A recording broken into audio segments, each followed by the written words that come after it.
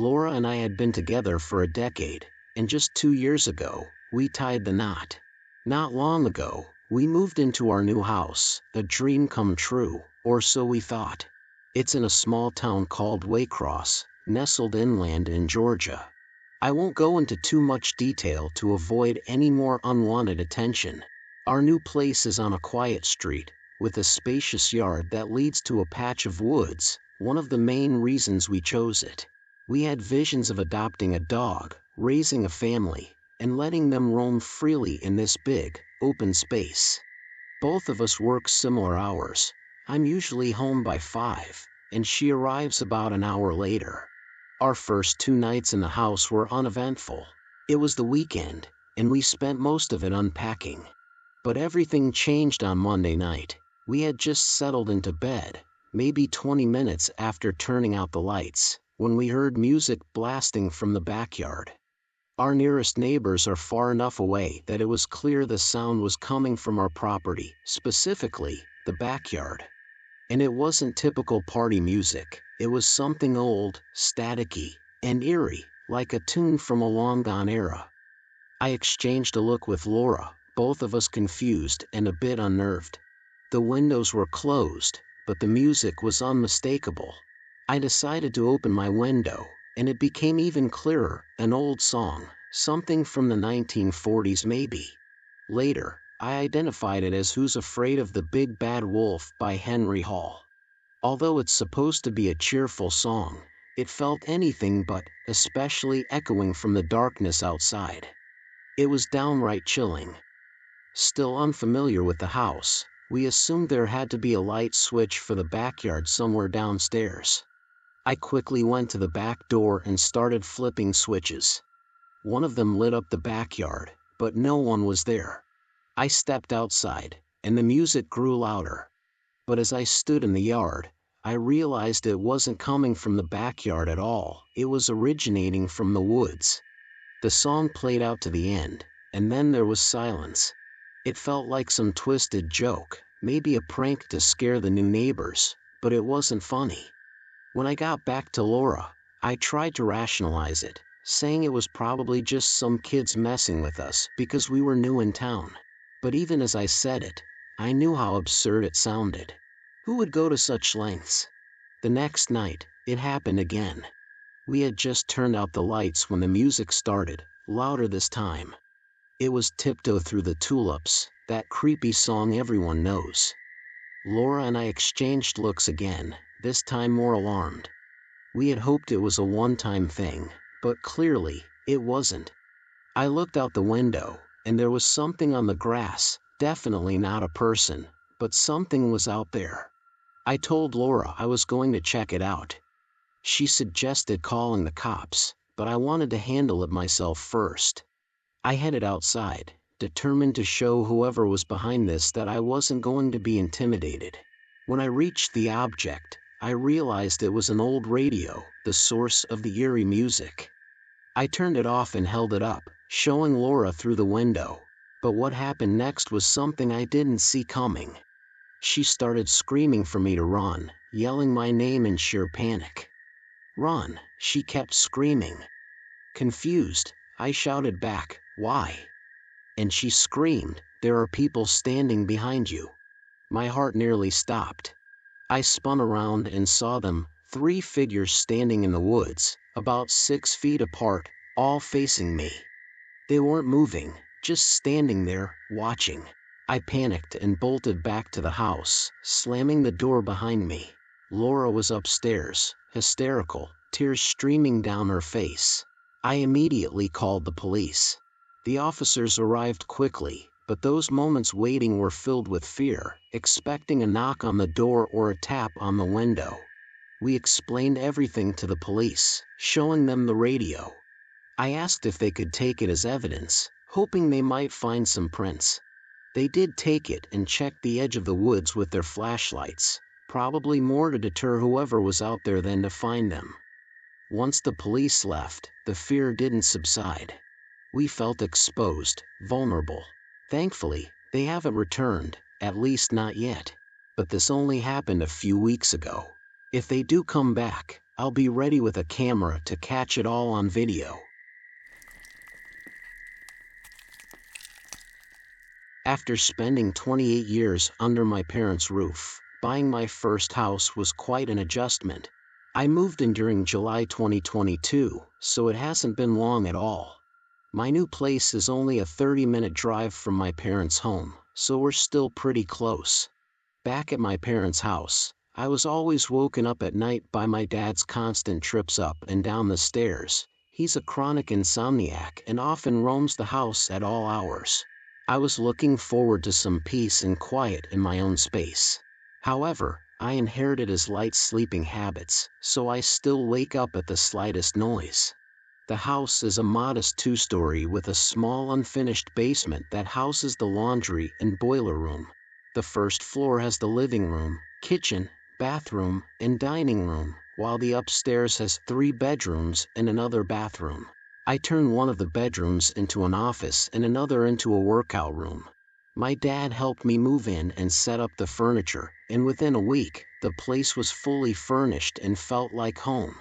One Sunday night, I could tell I wasn't going to sleep easily. I was wide awake.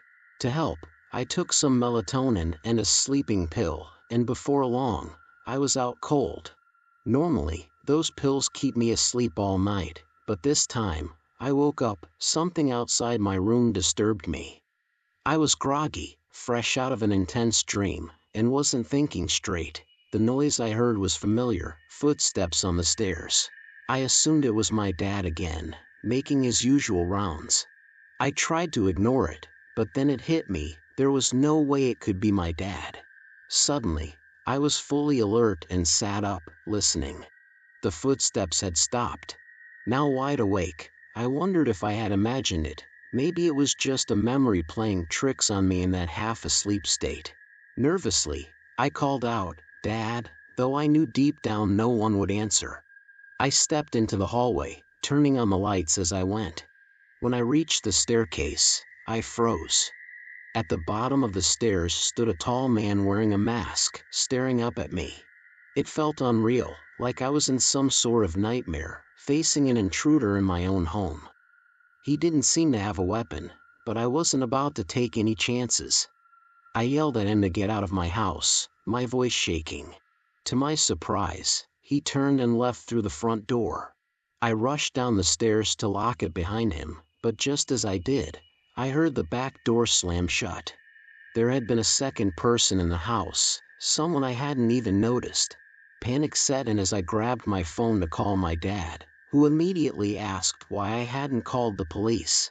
I hung up and dialed 911, answering the operator's endless questions as I waited for the police to arrive. When the officers got there, they questioned me about the break-in, what was taken, how the intruders left, what they looked like. I realized I hadn't even thought to watch them leave, so I had no idea what direction they went in, and I couldn't give any useful description besides one of them wearing a mask. This happened less than a month ago, and the strangest part is that they didn't steal a thing. They broke in and stayed inside the house for who knows how long before I woke up, yet they left without taking anything. The questions that haunt me every night are, what were they doing, and why didn't they take anything? I still can't find the answers. When I was 15, Minecraft was my go-to game. I'm 22 now and in college, but back then, I spent countless hours on public servers, mostly because I didn't have many friends who played Minecraft. Usually, if you kept to yourself on those servers, no one would bother you. That's how it was for me, except for the occasional strange player who would try to attack me. But nothing really unsettling happened until one particular day when someone decided to talk to me. I had been on for a couple of hours, working on a new house I was building. I'd gathered an enormous amount of cobblestone and was focused on getting it just right. Suddenly, I saw a message pop up in the chat. "Hey Tyler, nice house. My name is Tyler."